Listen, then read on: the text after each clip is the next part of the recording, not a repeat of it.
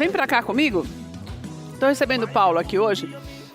É muito importante você entender um pouco mais da nossa conversa e você acompanhar, porque eu falava no começo do programa, e não sou eu falando, não. O Ministério da Saúde fez uma pesquisa que foi divulgada na semana passada, que nós já falamos sobre isso, e essa pesquisa fala do aumento absurdo do número de pessoas ansiosas, da busca por ajuda psicológica e psiquiatra. Houve um aumento de 80% no movimento nestes consultórios, principalmente de pessoas que já tinham um problema e que voltaram por conta dessa ansiedade causada pela pandemia. E mais do que isso, pessoas que nunca tinham ido buscado ajuda, 40% aumentou em 40% o número dessas pessoas. Esse medo, ele paralisa a gente. E através dessa paralisação, é que aquilo que você poderia fazer nesse período, porque sempre tem alguma coisa que pode ser feita, você deixa de fazer. E o Paulo é um expert nisso, por quê? Porque ele tem os caminhos para, numa situação normal, de ansiedade normal dentro daquilo que nós passamos mesmo quando vamos trocar de emprego, quando temos objetivos, quando muitas vezes você não sabe para onde ir. Agora, isso aumenta muito neste período, e daí ele está lançando esse livro, que eu amei o título, porque chama Dance com os Seus Medos. E até eu estava vendo um comentário do livro que fala o seguinte: como é que você vai ter medo de alguma coisa se você está ali dançando com ela? A dança, ela te lembra o quê? Algo descontraído, algo que vai te trazer alegria. Então, na verdade, você acaba combatendo esse medo dentro desse caminho que o Paulo vai explicar pra gente. Paulo, primeiro, não posso te dar a mão, mas seja muito bem-vindo. Uma alegria ter você aqui com a gente, uma honra te receber, porque eu acho que é um momento muito oportuno, talvez você nem soubesse que você fosse lançar um livro no meio da pandemia, né, Paulo? Não, sabe. Primeiro, uma honra estar aqui, gratidão mesmo. E, aliás, a gratidão é um dos aspectos que tira a gente do medo, mas a gente vai chegar lá. Então, eu não sabia, no ano passado, eu quis lançar esse livro em função de cases, de pessoas que passaram pela minha vida e tiveram alguns resultados. Eu falei, puxa, eu vou lançar. Vai ser esse o conteúdo com cases, histórias, tem médicos dando alguns depoimentos aqui. E aí, de repente, o nome era para ser assim, a origem do nosso vazio. E aí não foi esse nome, eu falei, Dance com Seus Medos. Eu me lembro até que na editora falaram, Dance com Seus Medos, será que alguém vai encontrar, vai olhar para esse nome e vai falar isso, eu quero esse livro? Eu falei, não, eu quero. De repente, nesse momento atual, aconteceu isso, o livro estava pronto em dezembro, era para lançar em março, e aconteceu tudo isso, uma crise sem precedentes. Eu penso assim, para o mundo que eu quero descer, essa é a grande provocação do momento atual. Que é o que as pessoas também pensam, né? E que isso tem feito com que... Eu até no título da nossa conversa eu coloquei isso, que você tem o desejo de vencer, mas o medo de lutar. Isso. E é isso que paralisa a gente, né? Paralisa, porque o que acontece com as pessoas no momento atual é o seguinte, quando falta clareza para a gente entra num cenário interno que isso paralisa a gente. Porque quando a taxa de mudança ao nosso exterior é maior do que a taxa de mudança interior, a gente trava. Uma empresa entra em falência quando ele não acompanha uma mudança do ambiente. Para o indivíduo é a mesma coisa. Então a mudança que está sendo provocada no nosso exterior é muito grande. E se você ficar parado, isso vai gerar, entre aspas, essa falência, essa autossabotagem, que é o quê? Vai entrar numa ansiedade ainda maior. O Brasil é considerado o país mais ansioso do mundo. Do mundo, né, gente? É um dado... Se você for pensar bem, eu sempre falo isso, que todo mundo tem medo. Tem. Em algum momento da tua vida, em alguma situação, você vai ter medo de alguma coisa. Até o medo é uma coisa também que nos motiva a ir tentando buscar outros caminhos.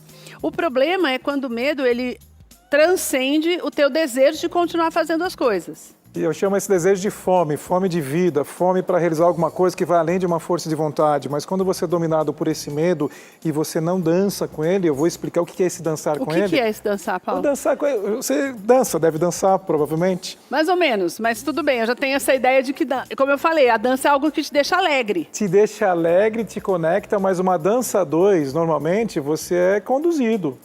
Ou você conduz ou você é conduzido. Mas quando você percebe que o outro não quer ser conduzido, dá briga, não sai bonito e, de certa forma, gera até um certo estresse.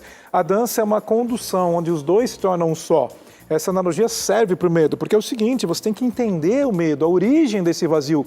Quantas pessoas têm muito dinheiro se sentem totalmente com esse vazio absurdo quando chegam à noite, antes de dormir, Quantas pessoas, por exemplo, não têm dinheiro, a mesma coisa. Então, não é essa questão do externo que gera isso para a gente. É uma busca interior de uma incongruência de valores. Você não está vivendo os valores da sua vida. Então, eu escrevi o primeiro livro, que é a Atitude que te Move, que trabalha o propósito de vida. Mas eu percebi o seguinte, tem muitas pessoas que estão no estágio de sobrevivência emocional, num nível assim químico no organismo, que não tem mais satisfação pela vida. Isso antes do Covid-19. A gente passou por um processo de aceleração digital. O mundo estava muito rápido. Não é transformação digital, é tudo rápido. Agora, Paulo, nesse período tão difícil, é claro que a gente tem visto o número de paralisias por conta do medo muito maior. O que é que eu posso fazer para... Talvez eu não consiga eliminar isso da minha vida, mas pelo menos fazer com que isso seja um pouco menor, para que eu também não perca oportunidades de me desenvolver profissionalmente.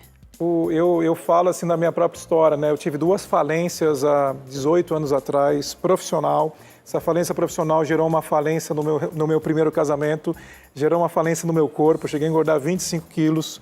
Aí você olha assim para a sua vida, você começa a terceirizar isso para o ambiente. Foi quando que eu mudei a minha mentalidade. Terceirizar, culpar, você disse? Culpar, o governo você é culpado. É uma vítima. Se torna vítima e não protagonista. Então você fala assim, minha esposa, meu marido é culpado, o meu chefe, a minha empresa, o ambiente. Então, e você? Qual que é a sua contribuição com o seu resultado? Então eu tomei a direção da minha vida e falei o seguinte, eu vou mudar essa história.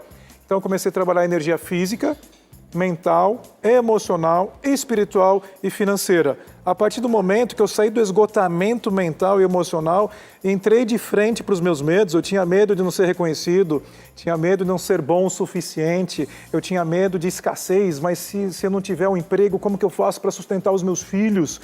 E naquele momento eu falei, o que eu tenho agora é que focar naquilo que realmente faz a diferença. E mudei a mentalidade, porque muitas vezes quando a gente está de frente para a dor, a gente tem que olhar para a dor, encarar ela e acolher, não é passar um verniz ali, passar por cima. Muitas vezes o quê? O antídoto está junto com o veneno. Então você tem que se conectar, vai ter altos e baixos na vida. Você tem que primeiro admitir, então? Admitir, acolher. Alguém se separa. A dor, ela é muito forte, só que as pessoas não respeitam, por exemplo, o luto de um divórcio. Você tem que entender que aquilo sim foi um fracasso, é uma perda, vive aquele momento, mas já direciona a sua vida para algo que vai ter ganhos. O momento atual é natural a pandemia se relacionar com a saúde mental, a gente ter taquicardia, ansiedade, você entrar de certa forma no estado depressivo, mas não é normal você ficar preso permanecer. À dor. Não, é uma escolha. E eu tenho que usar esse período, que agora também entra, você me corrige se eu estiver errado, mas a impressão que eu tenho agora é que você entra numa nova categoria de medo por conta da volta. Sim. Porque antes a gente tinha medo porque estávamos parados, vamos dizer assim. E agora nós estamos com medo porque não sabemos como vamos voltar a caminhar. E o medo de sair de casa, e esse medo é apavorante. Agora tem uma questão importante, que é assim, o medo, ele provoca a gente a ficar em presente. Medo é uma dor passada projetada no futuro. Medo é uma dor passada projetada no futuro. É por isso que paralisa. Por isso que paralisa. A gente está preso. O seu presente é uma recordação. E muitas vezes inconsciente. A gente não sabe por que quer agradar as pessoas. Tem pessoas que têm dificuldade de receber elogio. Tem pessoas que, por exemplo, num relacionamento íntimo, quando elas vão se apaixonar verdadeiramente por alguém, elas sabotam aquela relação por medo de abandono. Se envolver mais vai ser abandonado. Parece que não deu errado, mas não é, nem tenta. Não tenta. Se é para arriscar, melhor nem arriscar para não sofrer. Se arriscar no profissional, não tenta, porque ela tem medo de perder o pouco que tem, fica travado para a vida. Assim, 3 coisas que a gente pode mudar a nossa mentalidade. O relativo peso que a gente dá para as coisas, para as perdas. Começa a fazer, eu falo assim, faz uma relação de coisas que você está ganhando nesse momento atual. Porque, por exemplo, eu tenho uma filha de 6 anos de idade. Ela ganhou um pai todos os dias. Eu virei o pedagogo em casa. Ela não está nem acreditando que vai voltar, vai ficar triste. Paulo, eu abri o livro nessa página que está dizendo assim, conexão pelo coração é a chave para seu entendimento do mundo e das pessoas que o cercam. O que é isso? É viver pela emoção? É viver pela emoção conectado ao coração. Olha, eu fiz uma formação no ano passado na Califórnia que chama-se Heart Math, Matemática do Coração, lá na Califórnia. São cientistas. O nosso coração se comunica com o nosso cérebro 80% e 20%, ou seja, o coração é 80% responsável pela comunicação com o nosso cérebro. Então existe hoje variabilidade de frequência cardíaca, que através de meditação, respiração, você muda a fisiologia e automaticamente você muda as emoções que você quer sentir. Um estado de emoção, uma respiração alterada, forte, você acessa o sistema nervoso simpático, que é aquela emoção mais intensa, pode ser raiva ou entusiasmo. Um estado, uma respiração mais lenta... Mas como é que eu vou saber tudo isso, Paulo? No livro tem isso. Tem o passo a passo? Tem o passo a passo para você, por exemplo, tem respirações... Tem que ter uma mudança de hábito. Hábito. Só que para mudar o hábito tem que estar atrelado a uma recompensa muito importante. Por exemplo, muitas pessoas não mudam de comportamento porque elas comparam a atividade.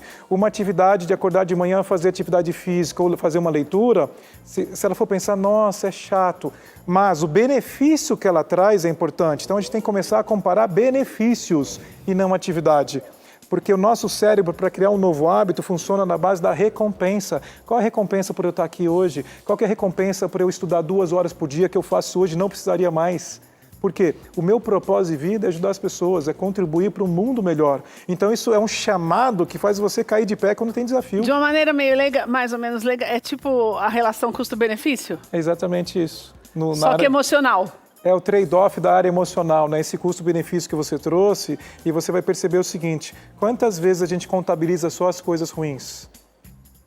Quantas vezes muito mais. Dia? Muito mais. Por quê? O nosso cérebro, ele é um velcro para as más experiências. É impressionante. E um teflon para as boas experiências. Isso é científico. Mas eu consigo mudar isso no dia a dia? Se você tiver um motivo muito nobre, um foco específico, sim. Então eu falo, faz uma relação de coisas boas que tem na sua vida hoje, coloca leveza no seu ambiente de trabalho, em casa. Essa pandemia eu fiquei praticamente 40 dias lavando banheiro, lavando louça, atendendo empresários e educando a minha filha. Eu coloquei leveza. E não perdeu nada com isso? Música, ópera, dança com a minha filha. E isso deu uma leveza para esse momento que eu tenho certeza, ela tem uma perspectiva diferente do momento atual, que ela vai olhar lá para frente e vai falar, nossa, aquele momento foi de pura conexão. Paulo, o que você acha que falta na gente para que a gente aprenda a superar, não os limites, porque superar limites é o que você estava explicando agora, é você ter um objetivo cada vez mais, um foco e um objetivo cada vez maior, mas para superar as dificuldades que fazem com que a gente se organize para ter esses objetivos, porque tem gente que não consegue ter objetivo. Não consegue. Sabe qual que é o nosso maior desafio? A gente achar que não tem que ter problema. O nosso maior problema é a gente achar que não tem que ter problema. Ninguém vai ser perfeito. A gente tem que entender que se o problema existe, a gente vai transformar em desafio. E o desafio que é o estresse para a gente, dá ativação cerebral. A ativação cerebral gera cortisol, que é o hormônio do estresse do nosso organismo. Isso faz a gente acordar de manhã. E quando você tem essa ativação cerebral, você atinge alta performance através do estresse. Se foi no limite, isso faz você, no dia seguinte, perder a memória, não ter foco, nada disso. Então, você tem que viver esse desafio. Viver uma aventura. É olhar o lado bom disso e focar naquilo que você realmente quer. O que faz eu acordar todo dia de manhã da cama. Estou vivo. Paulo, antes da gente encerrar, quero falar de um outro dado também que eu tenho falado aqui no programa nas últimas semanas, que é um aumento também de mais de 47% no número de pedidos de divórcio. Daí, eu queria que você falasse alguma coisa sobre isso para a gente encerrar, baseado no que você escreveu aqui. Independentemente da relação, não podemos nos anular para fazer parte do relacionamento. Existe muito relacionamento abusivo hoje, principalmente na pandemia agora a gente sabe o que está acontecendo, mas assim, tem uma questão nas relações importantes. O medo de se relacionar, o medo de você ser vulnerável. Então, assim, a verdadeira relação acontece quando um mostra para o outro a sua verdadeira vulnerabilidade. Isso gera conexão. Amor e controle não ocupam o mesmo espaço. Ou você ama ou você controla. E a partir daí é um foco profundo em entender a linguagem de amor do outro. Eu estou no canal certo para falar das 5 linguagens de amor. Cada um tem uma linguagem de amor, é olhar para o outro e perceber que o outro gosta. Essa história de que assim, eu vou casar com aquela pessoa para eu ser feliz, isso é egoísmo. Eu existo nessa relação para contribuir com a felicidade do outro. A gente só consegue fazer isso quando a gente sai do nosso ego, que está relacionado ao nosso medo. Olha, eu vou deixar os contatos do Paulo para você e também quero te aconselhar a comprar esse livro. Por quê? Porque nós precisamos, eu sempre falo que nós precisamos entender aquilo que é a nossa dificuldade e as pessoas estudam para isso. Então, às vezes você fala, não, eu vou resolver tudo sozinho. Não existe isso. A gente não resolve nada sozinho, porque nós vivemos em sociedade e as pessoas têm conhecimentos diferenciados da gente que podem contribuir e muito para que a gente amadureça mesmo e passe por situações difíceis sem que nós precisemos ficar muito tempo nessa situação. Para que você aprenda a voltar a caminhar como tem que ser feito. O livro você pode comprar pelo site Bemvira. É Bemvira mesmo, Paulo? Bemvirá. Bemvirá.com.br. Bemvirá.com.br. O Paulo, o Instagram dele é ótimo, tem muitas orientações também, tem todas as agendas daqui para frente, depois que tudo se normalizar. Paulo_Alvarenga. Paulo, quero te agradecer de você estar aqui com a gente, dizer que o De Bem com a Vida está com as portas abertas para você voltar sempre que você quiser. Eu que agradeço e esse livro é de presente para você. Nossa, eu quero mesmo. Depois você só faz uma dedicatória para mim. Vou fazer, com certeza. Lindo. Eu acho muito importante quando a gente aprende a realmente entender que todos nós precisamos de ajuda. Né, Paulo? Para ter uma vida melhor. Todo mundo precisa. Tem ninguém perfeito. A gente está aqui num desafio grande, você fazendo o seu programa, contribuindo para as pessoas que estão em casa. Eu sempre falo assim, nós somos a média das 5 pessoas que a gente mais convive. Ai, que legal isso. Com quem vocês estão convivendo?